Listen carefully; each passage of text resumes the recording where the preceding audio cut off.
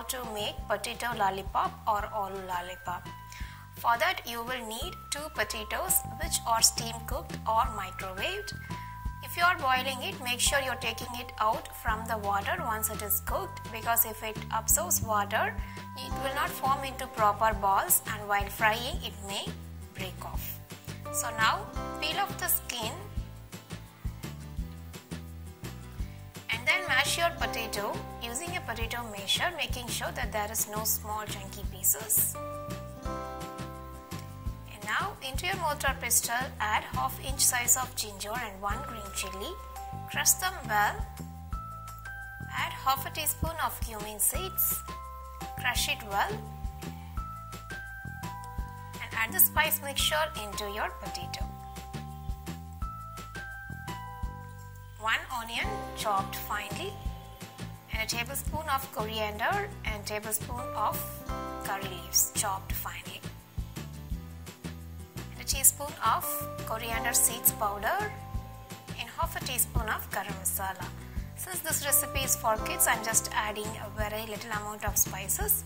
If you wish, you may add green chili paste, green chili or even red chili powder for extra spice. And I also added salt to taste and mix all the ingredients until well combined and make them into a small baths. Next, take a bowl and add 2 teaspoons of corn flour and little bit of water to make into a lump-free batter. And apart from this, you will also need 1/4 or ½ cup of breadcrumbs. So here I have potato balls, corn flour mixture and also breadcrumbs. So now take your potato balls, dip it in corn flour batter and roll them up in breadcrumbs.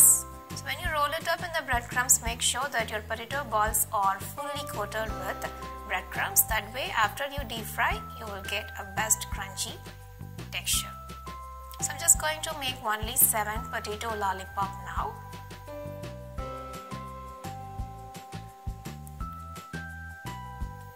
So I have them ready. Here I have an oil which is at medium hot temperature. So drop in your potato balls one by one. Just wait for a few seconds until the bottom part is cooked, and then you may flip it over so that it will cook evenly. So once your potato balls turn golden in color, you may strain it from oil and transfer into a paper towel.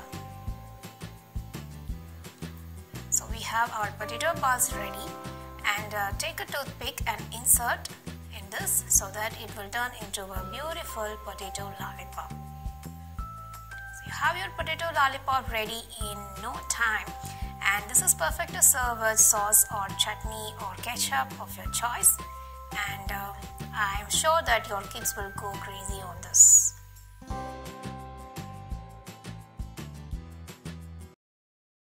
Now we are going to see how to make cauliflower 65.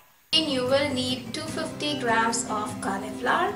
Cut them into small pieces, and now we have to blanch them. Water in a saucepan and bring it to rolling boil. Now add teaspoon of salt and just wait till it dissolves completely. And then add your cut cauliflower florets into it. Switch off the flame and allow this cauliflower to rest in this hot water for 1 minute. And then strain the water completely, and your cauliflower is blanched and ready to use in this recipe.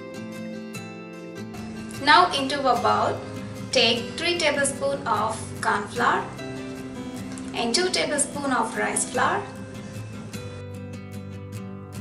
salt to taste, ½ teaspoon of coriander powder, 3/4 tablespoon of red chili powder, ½ teaspoon of freshly ground pepper.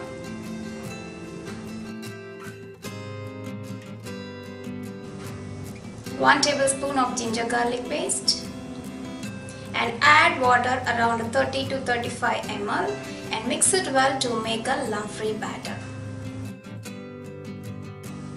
And now add your blanched cauliflower into it and mix it well to make this batter to coat your cauliflower well. And while making your batter, make sure you are adding water little by little, because if your batter is runny, it will not coat your cauliflower well. Now I have mixed it well, and now it is ready for deep frying. In case if you prefer, you could also rest it for 30 minutes and then you can deep fry them. But it is not necessary. If you prefer, you can immediately deep fry them. So here I have a kadai with oil which is already preheated, and the temperature of your oil should be really hot. That's drop a small piece of cauliflower into it, and if it immediately float on top of the oil by simultaneously frying, it means the oil is ready for frying. If the temperature of your oil is low, probably while frying it will absorb a lot of oil and you will not get perfect crispy and fluffy cauliflower 65. So make sure you are maintaining high temperature while you're frying. So now take 1 tablespoon of corn flour and half tablespoon of rice flour, mix it together and sprinkle this flour over your marinated cauliflower. And give it a mix once again to ensure that the cauliflower is overcoated. So this helps in giving you perfect fluffy and crispy cauliflower when it is deep fried, just like the way you see in this video. So now I am going to drop in this marinated cauliflower one by one into the oil. So be careful, the oil is really hot and don't hurt yourself. Don't mix it immediately, let it to fry for a few seconds. So after a few seconds of frying, it is half done, and now I'm going to mix it with a spatula so that it will get cooked on the other side as well.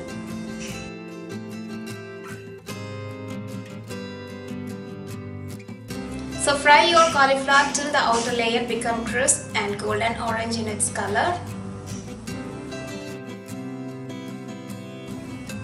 And strain it completely from oil and transfer them into a paper towel to absorb excess oil. So now our super easy evening snack or party appetizer, that is Gobi 65, is ready. They are really crispy and fluffy. So now take a few curry leaves and fry them in oil till they are crisp, and you could use it over your Gobi 65 for garnishing. So you don't need any ketchup or chutney or any dip to serve this Gobi 65. Simply serve this hot with some thinly sliced onions and lemon, and that's all. Your perfect evening snack is ready.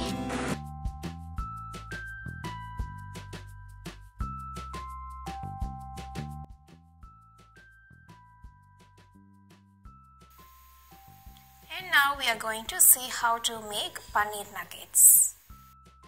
We will need 3 tablespoons of corn flour, salt to taste, 1/4 teaspoon each of garlic powder and onion powder, 1/4 teaspoon of garam masala powder, 1/4 teaspoon of pepper powder, water to make a batter, and here I have 10 paneer cubes. So just cut your paneer into small cubes like this. I have taken 10 paneer cubes, and 1/4 cup of breadcrumbs. Now into your bowl add corn flour, salt, and all other spices like garlic powder, onion powder, garam masala powder, and pepper powder. So mix the spices with this corn flour mixture well, and transfer half portion of this flour mixture into another bowl, that is around 1.5 tablespoons. And now to 1 portion of this flour mixture add water and mix it well to make a lump-free batter. Now add your paneer cubes into this batter and mix it well to ensure that they are coated well.